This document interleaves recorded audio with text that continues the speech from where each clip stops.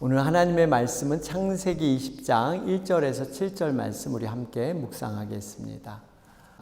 아브라함은 마므레에서 네겝 지역으로 옮겨가서 가데스와 수르 사이에 살았다. 아브라함은 그랄에 잠시 머문 적이 있는데 거기에서 아브라함이 자기 아내 사라를 사람들에게 자기 누이라 소개하였으므로 그랄 왕 아비멜렉이 사람을 보내서 사라를 데려갔다. 그런데 그날 밤에 하나님이 꿈에 아비멜렉에게 나타나셔서 말씀하셨다. 내가 이 여자를 데려왔으니 너는 곧 죽는다. 이 여자는 남편이 있는 여자다. 아비멜렉은 아직 그 여인에게 가까이 하지 않았으므로 주님께 이렇게 아뢰었다. 주님께서 의로운 한 민족을 멸하시렵니까? 아브라함이 저에게 이 여인은 자기 누이라고 하지 않았습니까? 또 이 여인은 아브라함을 오라버니라고 말하지 않았습니까? 저는 깨끗한 마음으로 떳떳하게 이 일을 하였습니다. 하나님이 꿈에 또 그에게 말씀하셨다. 그렇다. 나는 내가 깨끗한 마음으로 이렇게 한 줄을 잘 안다. 그러므로 내가 너를 지켜서 내가 나에게 죄를 짓지 못하도록 한 것이다. 그 여인을 건드리지 못하게 한 이유도 바로 여기에 있다. 이제 그 여인을 남편에게로 돌려보내어라. 그의 남편은 예언자이므로 너에게 탈이 나지 않게 하여 달라고 기도할 것이고 너는 살 것이다. 그러나 그 여인을 돌려보내지 않으면 너와 너에게 속한 사람들이 틀림없이 다 죽을 줄 알아라. 아멘. 할렐루야. 예, 여러분 반갑습니다. 이렇게 좀 한 주간을 못 봤더니 더 보고 싶고 만나면 반갑고 더 그런 것 같습니다. 여러분들이 기도해 주시고 또 관심 가져주셔서 저희 부부는 토요일 날 또 무사히 이곳에 잘 도착을 했습니다. 저희 한국에 또 어머님도 오랜만에 만나서 또 좋은 시간 갖는 그런 기회도 되었습니다. 일본의 그 선교사님 또 세미나를 통해서 순교자의 삶들을 이렇게 둘러보는 시간이 있었는데, 기회가 되면 제가 또 거기에 대해서 좀 소개를 해드리려고 합니다. 아까 우리 명장로님 잠깐 일본에 대해서 나눴는데 너무나 박식한 그 일본에 대한 그 역사를 갖고 계셔서 제가 괜히 이것도 잘못 얘기하면 그렇지만 하여튼 이번에 일본에 대한 우리 좀 생각을 새롭게 하는 계기가 됐습니다. 그래서 정말 순교하시는 분의 그 흔적들을 이렇게 여러 가지를 보면서 참 일본이 과거에 참 대단했던 그러한 나라였다라는 거 다시 한번 돌아보게 되었습니다. 여러분들 또 예배를 아주 은혜롭게 잘 드렸다는 얘기를 들었고요. 또 지금 5분이 이렇게 참석하고 있는데 너무나 좋다, 오기를 잘했다, 이런 얘기 하셔서 저도 너무나 또 감사하고 그러한 시간이 아닌가 생각을 합니다. 이곳의 날씨가 너무나 좋아요. 정말 좋아요. 그래서 이게 가끔씩은 좀 여러분들 이렇게 다녀보셔야 여기가 좋다는 걸 좀 알지 모르겠어요. 올해는 계시지 마시고 잠깐만 다녀오시는 거. 근데 너무 좋아요. 정말 다른 데 좀 이렇게 춥고 바람이 많이 부는데 너무나 지금 좋은 날씨, 우리가 살고 있는 것이 좋다라는 거 다시 한번 돌아보게 됩니다. 그동안 여러분 수고하고 섬겨주신 모든 분들께 진심으로 감사를 드리며 또 제가 없을 때 더 은혜를 사모하면서 기도해 주신 또 여러 가지 중보자 되신 모든 분들께 감사를 드립니다. 우리가 그 사순절을 지금 지내고 있습니다. 오늘이 4번째 주일이에요. 여러분 지난번에 제가 한번 말씀드렸지만 생각을 잠시 이렇게 떠올린다면 여러분 40이라는 숫자 성경에 특별한 의미가 있다는 말씀을 드렸습니다. 어떤 시험과 유혹을 이겨내고 승리와 성취를 얻는 기간이 40일이다. 하나님께서는 우리를 사용하고자 하실 때 반드시 여러 가지 시험과 연단을 거치게 하십니다. 그냥 우리를 이렇게 잡아다가 우리를 사용하지 않고요. 우리를 시험과 연단을 통해서 우리를 성숙시키는 그 과정을 통해서 우리를 사용하십니다. 성경에 보면 모세도 40년의 광야 생활을 통해서 손에는 지팡이 하나만을 의지하면서 하나님만을 의지하게끔 하는 훈련을 받게 하셨습니다. 이스라엘 백성은 어떻습니까? 40일이면 갈 수 있는 그 약속의 땅, 40년을 통해서 광야의 훈련, 광야 학교를 거치게 하셨습니다. 예수님조차도 메시아로서 공생애를 시작하기 전에 40일간 광야에서 여러 가지 시험을 받으시고 승리하시게 하셨습니다. 어쩌면 우리 인생에 있어서 40이라는 이 숫자의 의미처럼요, 우리 인생에도 이런저런 시험과 훈련, 연단이 있을 수가 있습니다. 우리가 시험, 훈련, 연단 그러면 굉장히 의기소침해지고 뭔가 두려움이 생길 수 있는 이러한 단어지만 우리가 두려워할 필요가 없습니다. 왜 그럴까요? 이미 하나님의 사람들은 이 모든 과정을 겪어내고 승리하셨기 때문에, 이미 모든 것을 이겼기 때문에 우리가 믿음으로 걸어가면 반드시 거기에는 승리가 있는 줄로 믿습니다. 그렇기 때문에 우리가 이 사순절 기간은 십자가를 바라보면서 정말 내가 있는 여러 가지 시험과 연단을 잘 정리하면서 새롭게 변화돼서 하나님이 쓰시고자 하는 모습으로 우리가 성장하는 것, 이게 사순절 기간에 우리가 이루어야 될 그러한 일들이다라는 것입니다.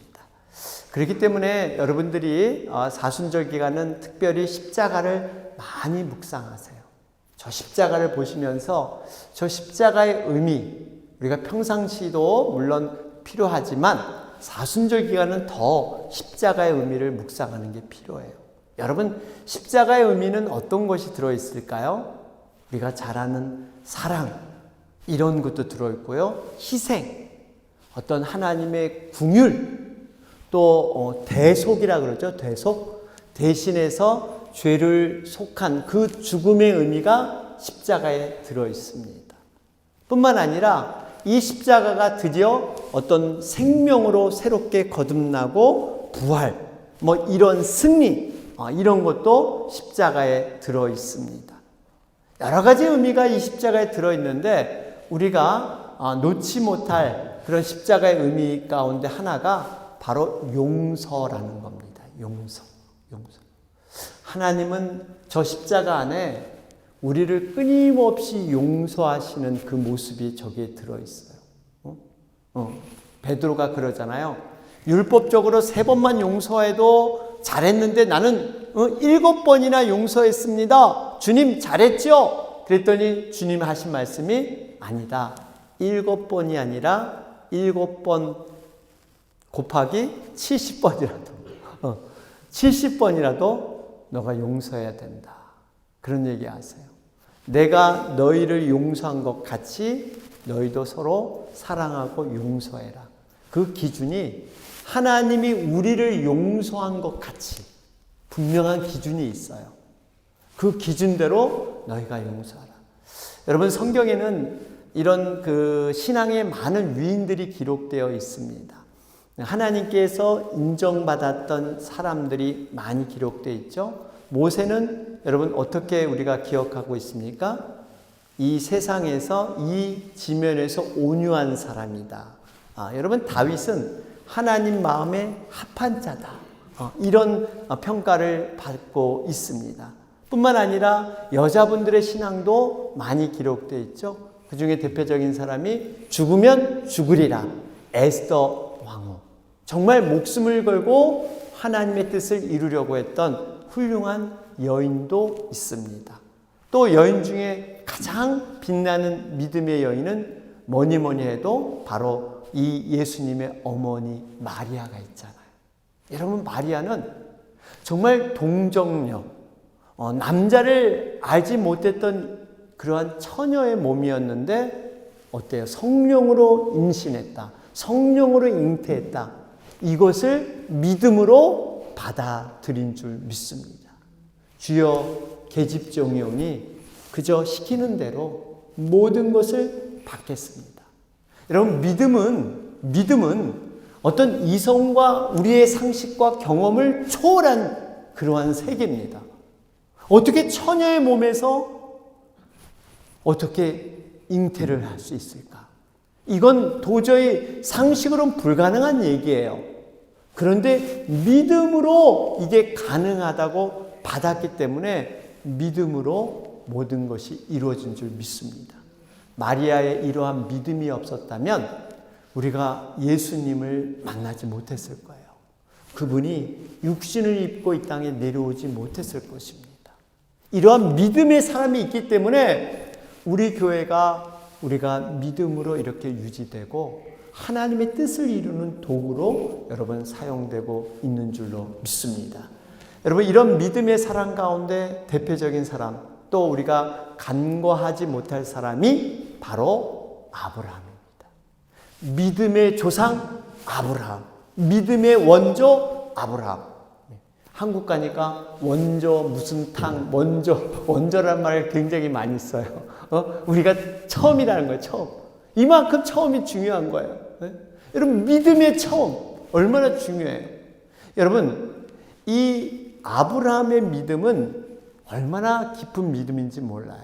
우리가 잘 아는 25년 만에 외아들 독자인 이삭을 낳았잖아요. 어느 날 하나님께서 그 이삭 독자를 제물로 바쳐라 그랬더니요, 이 아브라함이 거기에 정말 어떤 의문도 제기하지 않고 순종했던 사람이 바로 아브라함입니다. 여러분, 이런 믿음이 어디 있어요? 자기가 죽으면 제물로 드리면 차라리 낫겠는데 자기가 정말 그 아끼고 아낀 25년 만에 얻은 그 독자 이삭을 제물로 바칠 수 있는 이러한 믿음은요, 이성과 상식을 초월한 믿음입니다. 이 순종은 우리가 감히 흉내낼 수 없는, 우리는 이렇게 성경에 이렇게 읽어가니까 성경에 기록됐으니까 아 그렇다 이 정도로 느끼지만 만약에 현실 속에서 우리에게 일어난다면 여러분, 이것은 순종하기 어려운 부분이에요. 감히 우리가 말로 할 수 없는. 그런데 아브라함은 이것을 순종으로 해냅니다. 여러분, 이 아브라함을 보면 이렇게 훌륭한 믿음이 과연 처음부터 이렇게 훌륭했을까? 여러분, 그렇지 않습니다. 아브라함도 우리처럼 평범한, 아브라함의 집안은 별로 믿음이 없는 우상을 이렇게 만들어서 팔았던 그러한 집안이었어요. 여러분, 아브라함도 똑같이 우리와 6번 실수하고 2번 이렇게 거짓말을 했던 이런 사람이 아브라함이었습니다. 더군다나 인간적인 방법, 술수를 잘 썼던 사람이 아브라함이었잖아요. 하나님의 그 약속을 기다리다 못해서 결국 인간적인 방법, 바로 사라의 여종 하가를 통해서 이스마엘을 낳게 되는 이러한 일이 있지 않습니까? 객관적으로 보면 이 아브라함의 행동만을 본다면 과연 믿음의 조상이라고 이렇게 칭할 수 있을까? 흠이 없는 정말 그러한 사람이었을까? 우리는 의문을 가질 수가 있습니다. 그러나 성경은 그럼에도 불구하고 이 아브라함은요, 제가 말씀드렸듯이 독자 이삭을 하나님께 드리는 놀라운 믿음의 순종의 사람으로 성장하게 됩니다. 여러분, 이러한 믿음이 과연 어디에서 나왔을까요? 그가 환경을 통해서 스스로 터득한 그러한 것이 바로 그의 믿음이었을까요? 아닙니다.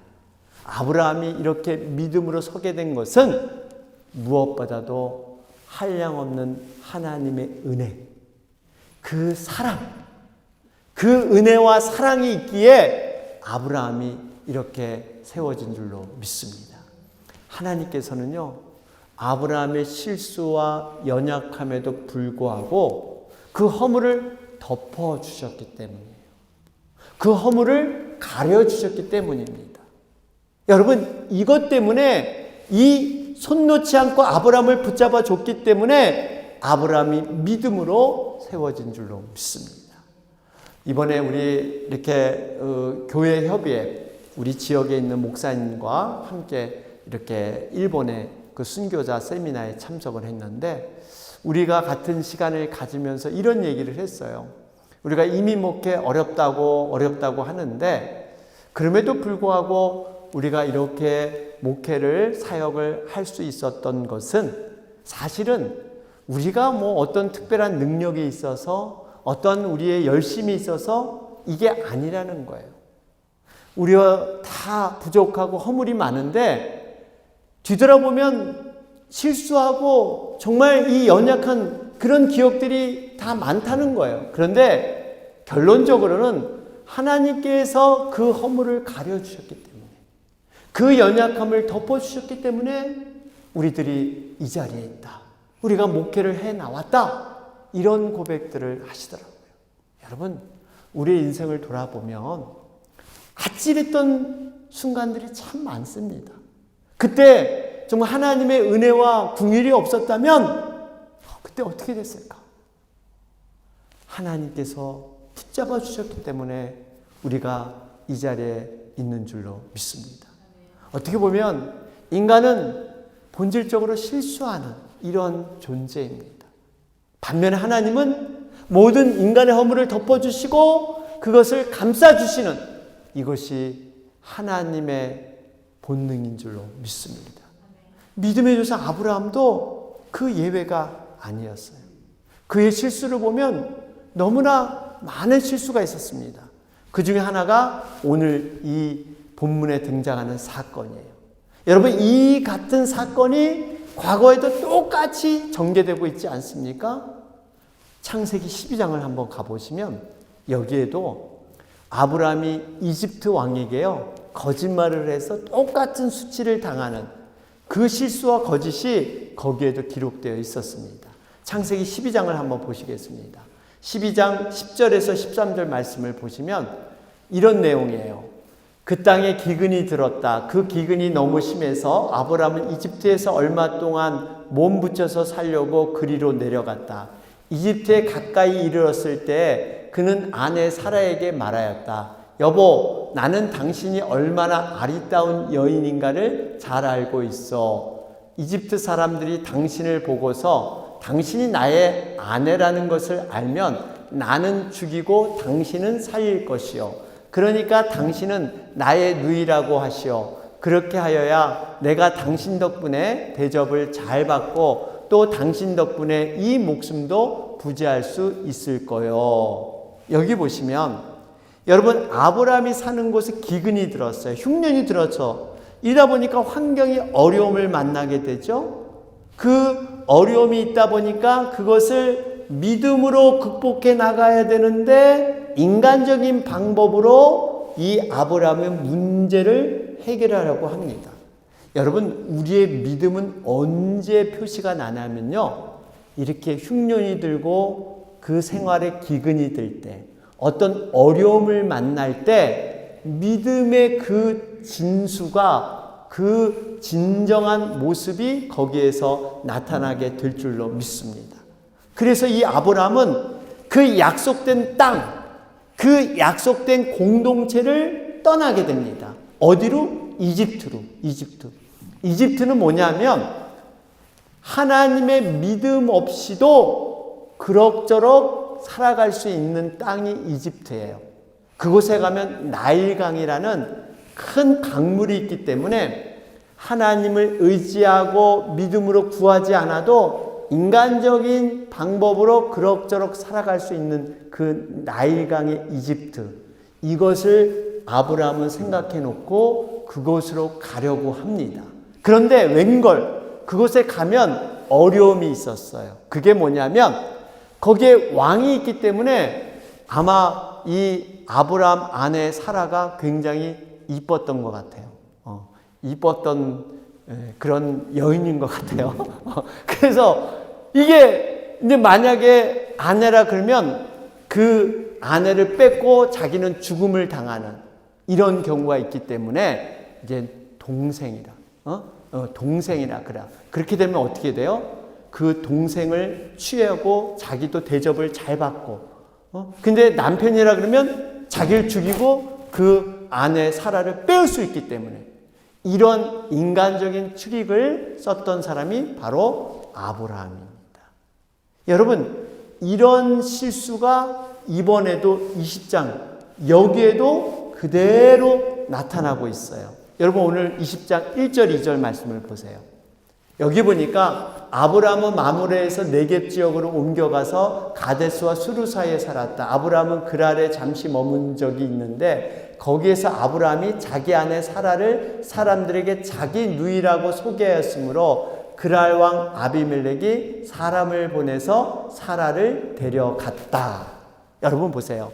과거에 하나님께서 아브라함의 실수를 덮어주셔서 위기에서 건져주셨어요. 그게 창세기 12장의 내용인데 지금 똑같은 상황이 되니까 아브라함이 아내를 누이라고 속이고 그래서 자기 그저 살겠다고 이렇게 또 덤벼드는 이 모습을 볼 수가 있습니다. 그런데 놀라운 것은요, 이 아브라함의 두 번의 이 똑같은 실수가 누구에게도 나타나요? 그 아들 이삭에게도 똑같이 나타나고 있어요. 여러분, 이삭도 이 아비의 실수와 죄악을 아주 유전적인 것처럼 그대로 전해지는데 여러분, 유전은 아니에요.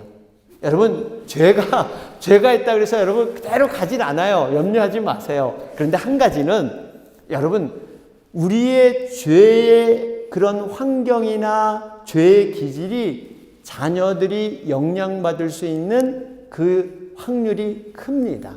왜냐하면 죄의 환경에 우리가 살다 보면 자녀도 그 익숙함 때문에 그러한 죄에 질 수 있는 그런 확률이 커질 뿐이지 DNA가 그대로 가진 않아요. 여러분, 성경에 보면 선한 왕 밑에서도 악한 왕이 나오기도 하고 악한 왕 밑에서도 선한 왕이 나오기도 하거든요. 이게 DNA면 이렇게 되면 안 되는데 이게 가능하게 성경은 기록하고 있다는 사실입니다. 어쨌든 간에 여러분, 우리 자녀들을 볼 때 이렇게 부모를 닮아서 흐뭇한 것도 있지만 반면에 정말 부모가 버리고 싶은 그 모습을 닮아갈 때 안타까움, 거기에 대한 참 두려움도 우리는 같이 갖고 있습니다. 이런 모습이 이삭에게도 나타나는데 한번 찾아보면 창세기 26장 6절 7절이에요. 여기 보니까 이렇게 기록되어 있어요. 그래서 이삭은 그랄에 그대로 머물러 있었다. 그곳 사람들이 이삭의 아내를 보고서 그에게 물었다. 그 여인이 누구요? 이삭이 대답하였다. 그는 나의 누이요. 이삭은 그는 나의 아내요 하고 말하기가 무서웠다. 이삭은 리브가가 예쁜 여자이므로 그곳 사람들이 리브가를 빼앗으려고 자기를 죽일지도 모른다고 생각하였기 때문이다. 여기서 예쁜 여자가 문제입니다. 보니까 이 리브가도 이쁘대. 어쨌든 여러분, 이 똑같은 그 아버지가 실수했던 그 죄악을 똑같이 이삭도 똑같이 아내를 그냥 누이라고 하자.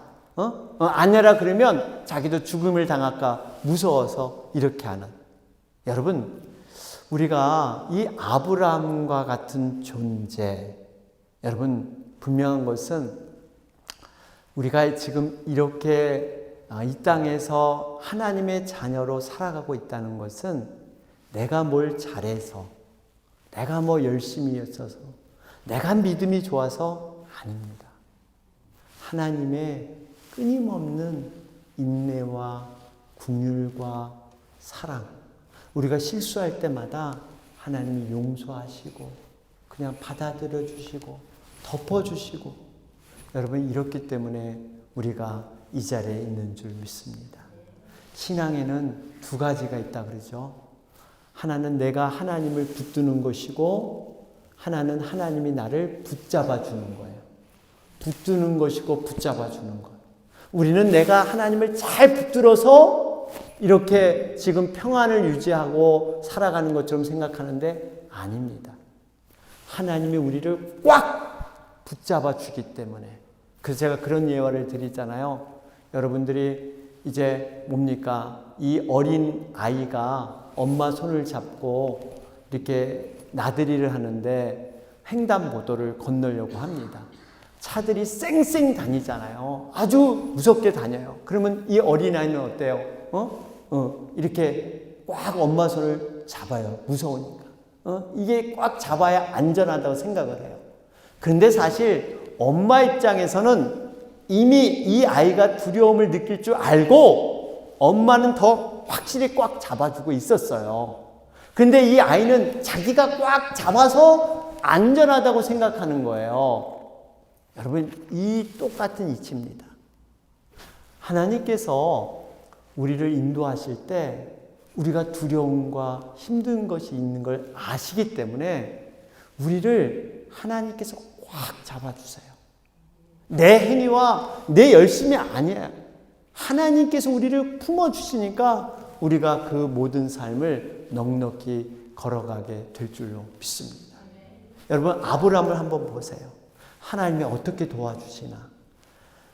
이 하나님을 자신이 붙들기 전에 이미 하나님께서 아브라함을 붙들어 주셨어요. 실수와 허물을 불구하고도 하나님의 약속을 그대로 이루어 주십니다. 본문 3절을 보세요. 3절을 보니까 그런데 그날 밤에 하나님이 꿈에 아비멜렉에게 나타나셔서 말씀하셨다. 내가 이 여자를 데려왔으니 너는 곧 죽는다. 이 여자는 남편이 있는 여자다.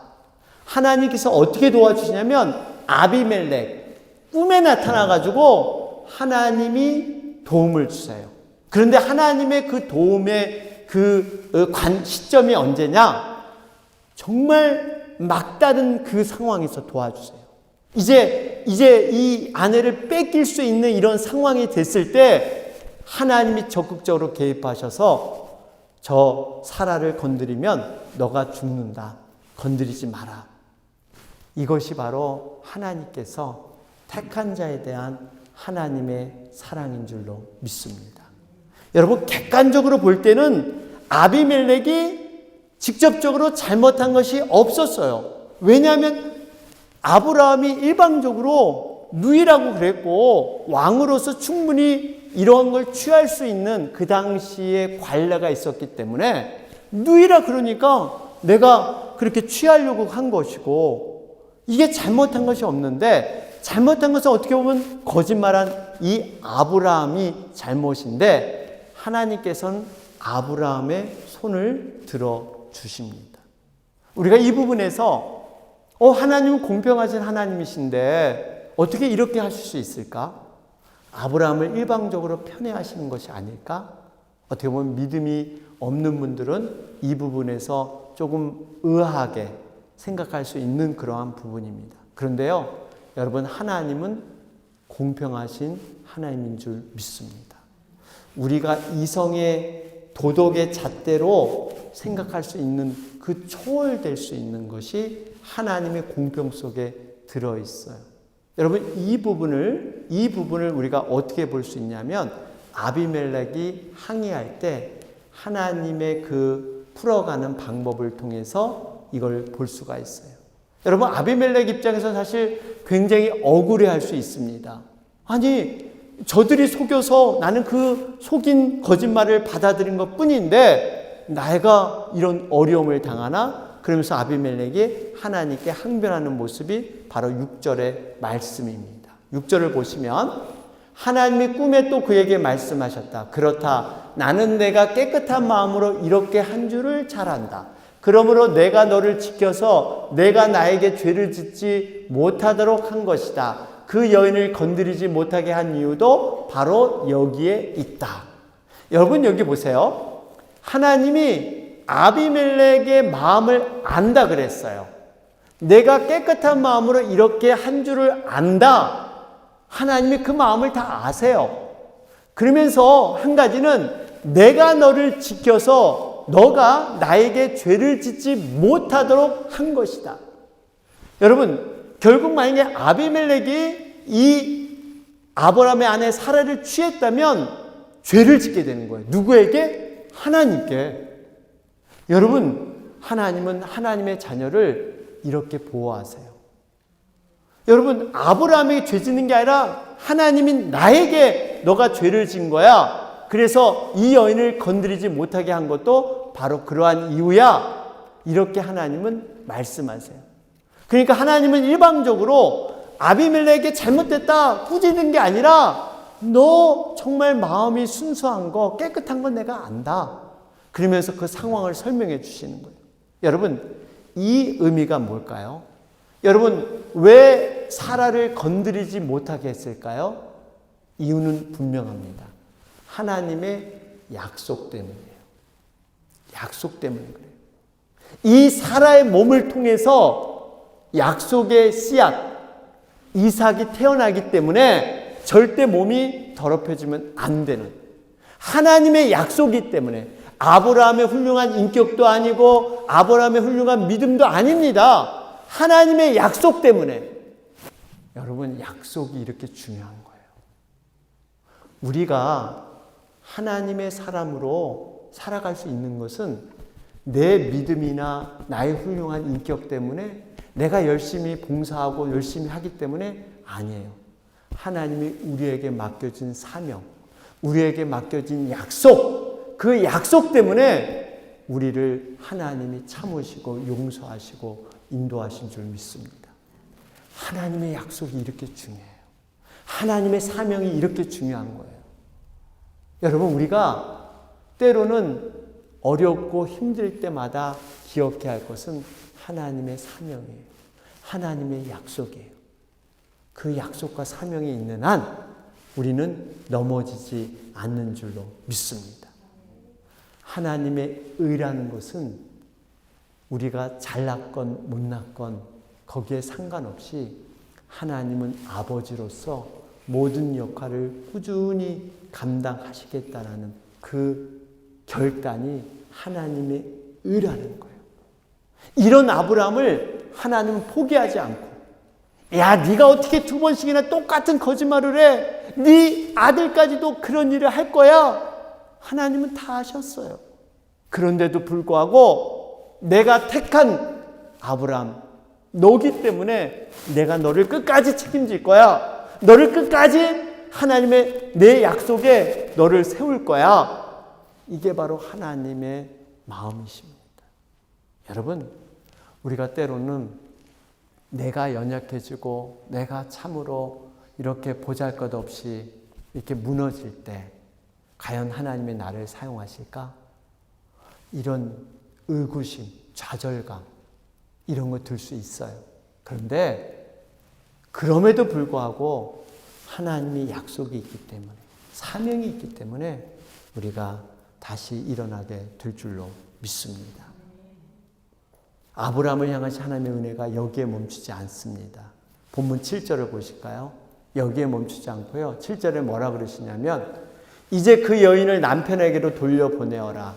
그의 남편은 예언자이므로 너에게 탈이 나지 않게 하여 달라고 기도할 것이고 너는 살 것이다. 그러나 그 여인을 돌려보내지 않으면 너와 너에게 속한 사람들이 틀림없이 다 죽을 줄 알아라.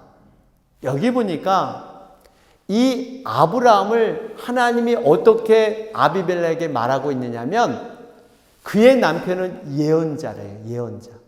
그리고 너에게 탈이 나지 않게 하여 달라고 기도할 것이요 너는 살 것이다. 그러니까 기도하는 자고 예언자다. 하나님은 그렇게 칭해 주신 거예요. 여러분, 이 얘기를 들었을 때 아비멜렉은 어떤 생각이 들었을까요? 나한테 거짓말을 하는 사람한테 예언자고 기도하는 사람이다? 여러분, 가당치도 않는, 그가 한 행위로 보면은 가당치도 않는 모습이에요. 여러분, 이런 모습이 바로 엘리 제사장에도 있었잖아요. 한나가 성전에 와서 그렇게 울면서 기도하는데 너 왜 낮에부터 술을 먹었니? 술 먹으면 안 돼. 그렇게 자신의 지금 이 속타는 심정도 모르고 그 담임 목사가 와서 술 먹으면 안 돼. 이러니 한나가 화가 나가야 안 나요. 그런데도 한나가 엘리 제사장의 기도를 받습니다. 그래서 태의 열매가 생겨서 사무엘이 이 땅에 태어나지 않습니까? 여러분, 이 모습이 바로 이 아브라함에게도 그대로 나타납니다. 어떻게 되냐면 아비멜렉에게 자식이 없었는데 이 아브라함의 기도를 받고 자식이 생기기 시작합니다. 그게 바로 창세기 20장 17절 말씀이에요. 20장 10절 보면 아브라함이 하나님께 기도하니 하나님이 아비멜렉과 그의 아내와 그의 여종들이 다시 아이를 가질 수 있도록 태를 열어 주셨다. 여러분, 하나님께서는요, 하나님이 부르신 사람, 하나님의 종들을 하나님의 방법으로 사용하세요. 인간적인, 도덕적인 어떤 문제가 아니라 하나님이 쓰고자 하는 그곳에 사용하셔서 어떻게 이 아브라함, 거짓말한 아브라함이 기도를 했더니 태가 열려서 그 집안에 아이가 생기는 이런 일이 일어나겠어요. 이게 바로 하나님의 일하심입니다. 결론을 맺겠습니다. 우리들이 사람을 볼 때 사람들의 어떠함, 어떤 행위, 이것 때문에 우리의 마음이 다쳐서는 안 됩니다. 아브라함을 통해서 하나님이 역사하셨듯이 그 사람 뒤에 역사하는 하나님의 그 움직임, 성령님을 우리는 봐야 될 줄로 믿습니다. 불의한 제사장, 불의한 아브라함을 통해서도 하나님이 역사하셨어요. 우리가 사람을 볼 때 그 사람에 대해서 우리가 판단하고 결론을 쉽게 내려서는 안 돼요. 하나님은 여전히 일하고 계시고 그 사람을 통해서 움직이길 원하시는 거예요. 하나님은 인간의 실수와 연약함에도 불구하고요, 우리를 사랑하시되 끝까지 사랑하시는 분이세요. 때로는 우리가 연약함 때문에 넘어지고 무너질지라도 하나님과 우리와의 관계 때문에 끝까지 우리를 붙들고 계십니다. 우리 자녀들이 때로는 속을 썩이고 부모님의 바라는 그곳에 이르지 못하더라도 여러분, 우리 자녀잖아요. 그렇기 때문에 하나님도 우리를 그렇게 여기십니다. 바라기는 이번 사순절 기간 십자가를 묵상하실 때 이 아브라함의 실수와 연약함에도 불구하고 끝없이 용서하시며 품어주시는 주님의 그 십자가를 품고 다시 한번 용서의 하나님, 그 용서의 하나님을 우리가 붙들고 새롭게 우리가 변화되고 서는 그러한 귀한 사순절 기간이 되시기를 주님의 이름으로 축원합니다. 아멘.